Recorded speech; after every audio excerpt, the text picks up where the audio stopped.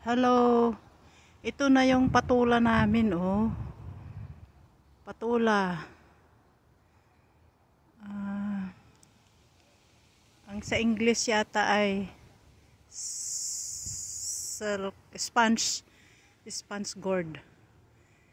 Yeah. Yan ang patula. Yan, oh. May isa pa dyan. Dalawa na yung napitas namin noon.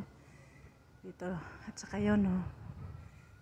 Tingnan nga natin kung hindi, kasi magkalapit sila sa ampalaya. Kung hindi mapait. Ang ayan, oh.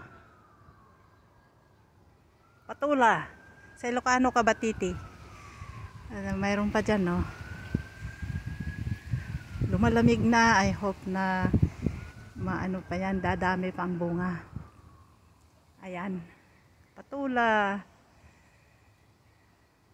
Sponge gourd yata. Or silk gourd. Patula. Patula ninyo dyan. Ayan, oh. Ayan. That's the patula.